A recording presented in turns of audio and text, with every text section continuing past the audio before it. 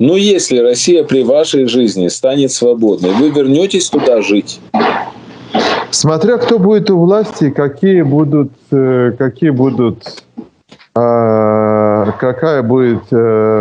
генеральная идея. Если это шведский социализм, я вернусь, обниму березки, вот, и уеду.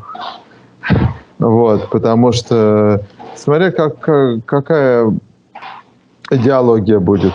Если либертарианская, свободный рынок, free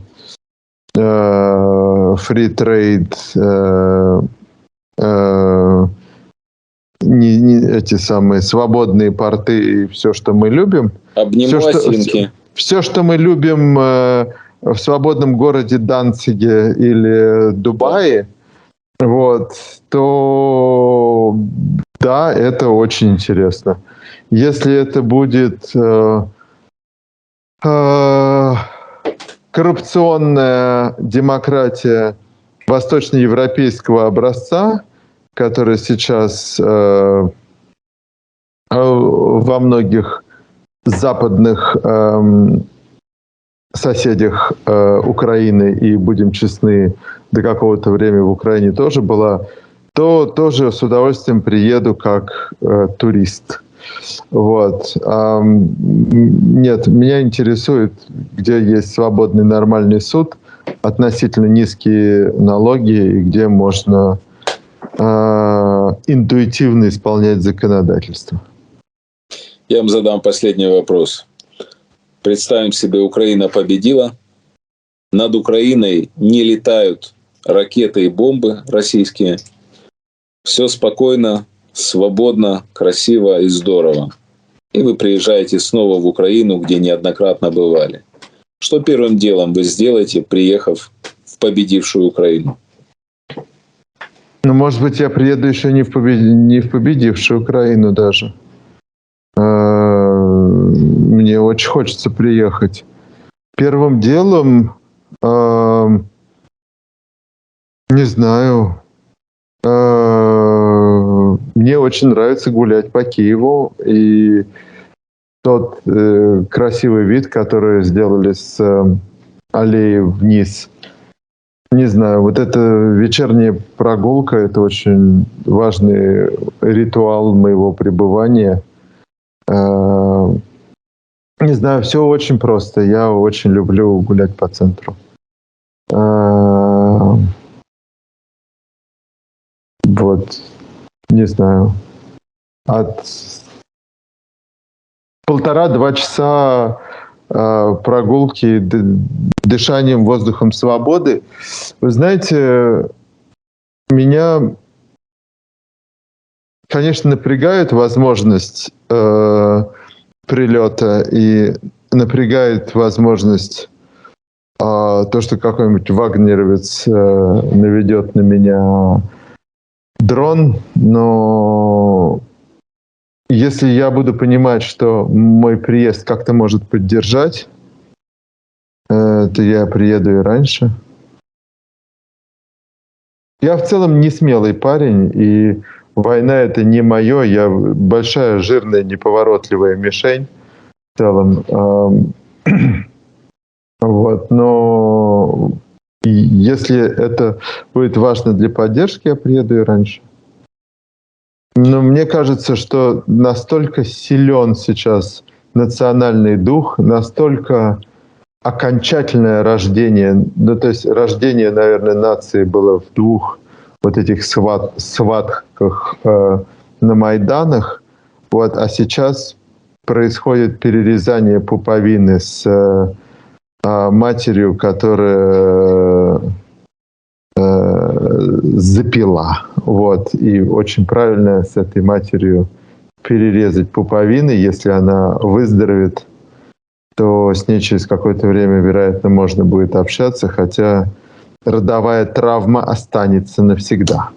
Да и не мать она никакая на самом деле. Мать городов русских – Киев. Да, изначально да, но в итоге Москва контролировала все до недавнего времени.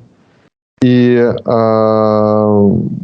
будем честны, хорошо, не мать, давайте Матка. так. Матка. Щупальцы, большой осьминог с щупальцами, который контролировал все и вся. Да. И выстроено было так, что нельзя никуда уходить из-под контроля. И по большому счету это наказание за попытку быть независимой и самостоятельной.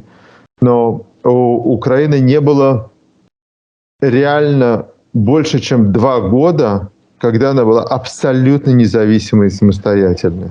Как бы это ни казалось, там, с 17 по 19, наверное, это единственное время, когда, грубо говоря, украинцы решали судьбу Украины. И то Ленин с Троцким были дико недовольны, и в итоге закончилось вторжением Красной Армии. А поначалу-то они дружили и хотели, практически делали это все параллельно. Насколько я помню. И давайте будем честны, мы знаем, что до недавнего времени в армии было очень много российских агентов. 70%, и не только в армии. 70% украинской контрабанды контролировалось ФСБ до осени 2021 года.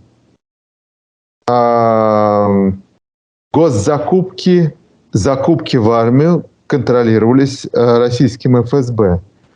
То есть это внешне выглядело как независимость, а по сути крючков было вставлено столько, что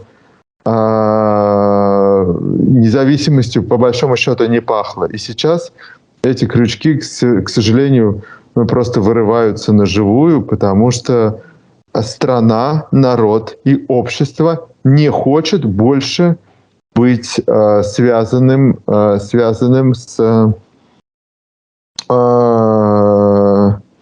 той культурой, которая тебя не поддерживает, не ведет тебя вверх, не развивает тебя, не улучшает тебя, не делает тебя свободным, а которая выбрала своей моделью совершенно мрачное, кровавое средневековье.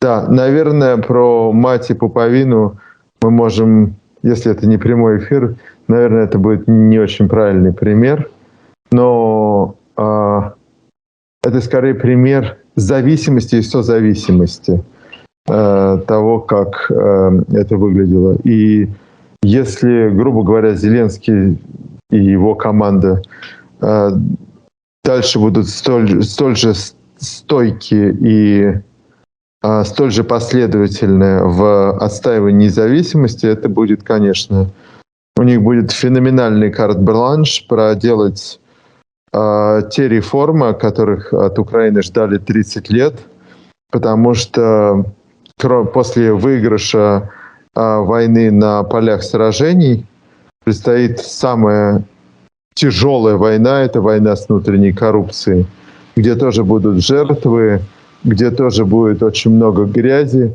где придется сажать людей, которые сейчас помогают деньгами, а их придется сажать и все у них отбирать. Хотя они будут говорить, вот мы же гуманитарку грузили, а их все равно придется сажать. Потому что они олицетворяют собой коррупционное прошлое и все равно в него затянут. Вот. Так или иначе, я искренне желаю Украине стать независимой, свободной, в экономическом плане некоррупционной страной с быстрыми, нормальными судами, с хорошим, интуитивно исполняемым законодательством и очень высокой степенью открытости к западным и восточным технологиям, людям, инвестициям и идеям. Вот. Такой шанс будет, такое окно возможностей будет. Вот. И я думаю, что